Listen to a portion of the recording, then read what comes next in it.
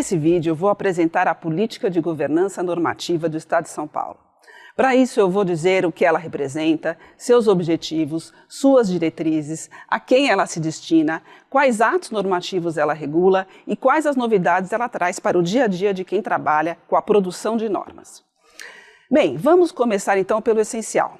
Essa política foi instituída pelo Decreto número 70.759 de 17 de julho de 2026 e complementada pela Resolução Conjunta editada pela Casa Civil e pela Procuradoria-Geral do Estado.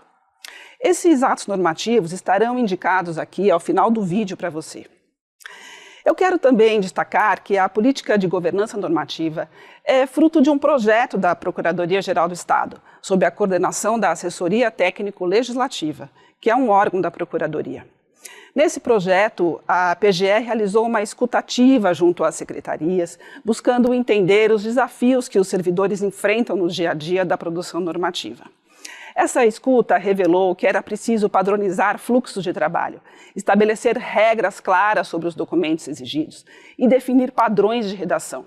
Foi exatamente essa lacuna que o decreto veio preencher, para garantir que as normas criadas pelo Estado tenham qualidade cada vez melhor. Essa política é bastante importante porque todas as ações do Estado precisam estar baseadas em normas escritas para existir. Então, as regras desse decreto servem como uma espécie de manual de instruções para a estruturação de qualquer política pública. Bom, vamos passar agora aos objetivos dessa política. Eles estão previstos no artigo 4º do decreto e podem ser assim resumidos. Produzir normas que funcionam de verdade, entregando os resultados que prometem, garantir segurança jurídica e estabilidade normativa, fomentar a avaliação de impacto de uma norma antes de ela ser editada, evitando surpresas e orientar a tomada de decisão com base em dados e estudos técnicos. Simplificar e melhorar a qualidade regulatória, facilitando a vida de quem precisa cumprir as normas e, por fim, integrar e articular a atuação do governo, evitando sobreposição de regras e conflitos entre os órgãos. Para colocar esses objetivos em prática, a política se apoia em 5 diretrizes que estão no artigo 5º do decreto. São elas: estruturar adequadamente o processo de produção normativa, adotar critérios técnico-formais para elaborar, revisar e consolidar os atos, adotar padrões de redação que simplifiquem a linguagem dos textos, implementar mecanismos de avaliação de impacto das propostas e, por fim, promover a transparência do processo decisório. Agora eu vou dizer a quem essa política se aplica. Ela se aplica praticamente a toda a administração pública estadual. Isso inclui todas as secretarias, a Controladoria-Geral do Estado e a Procuradoria-Geral do Estado, que compõem a administração direta. Além disso, se aplica às autarquias, fundações e empresas públicas, que integram a administração indireta. Agências reguladoras e universidades públicas também estão contempladas, sempre respeitando a autonomia própria desses órgãos. E a quais atos normativos ela se aplica? Principalmente aqueles que dependem da participação do governador, ou seja, os decretos regulamentares, as leis complementares, leis ordinárias e emendas à Constituição Estadual. Agora, atenção! Os atos do governador sem conteúdo normativo não são objeto do decreto que institui a política. Assim, os atos de nomeação de servidores públicos, os atos de autorização para a celebração de convênios, por exemplo, continuam a ser disciplinados pelo decreto número 51.704 de 2007. Agora, será que as resoluções, portarias e deliberações com conteúdo normativo, que são atos de outras autoridades que não do governador, também se sujeitam a essa política? Sim, porém apenas quando isso for cabível. Por exemplo, algumas exigências de documentos pensados para atos do governador não se aplicam automaticamente a atos dos secretários e de outras autoridades estaduais.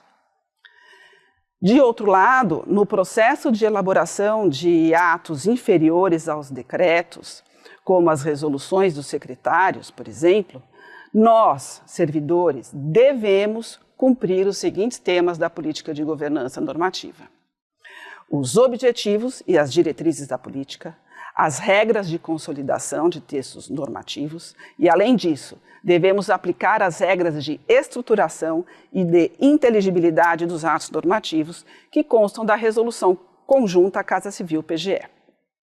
Para concluir, eu quero destacar as novidades práticas que a política de governança normativa traz para a produção de atos de competência do governador. São 3 pontos principais que vou destacar para você. Primeiro, você vai compreender melhor o fluxo processual necessário para a edição desses atos normativos de competência do governador. Segundo, nós, servidores, deveremos observar o conteúdo mínimo dos documentos que compõem o processo de elaboração desses atos normativos. E terceiro, devemos zelar pela produção de alguns documentos que até então não eram exigidos e são fundamentais para que os objetivos da política sejam alcançados. São eles: o parecer de mérito, a manifestação sobre a adequação orçamentária e financeira, o quadro comparativo entre a norma vigente e a proposta que a altera, o resumo executivo e a manifestação de órgãos com atribuição sobre o tema contido na proposta.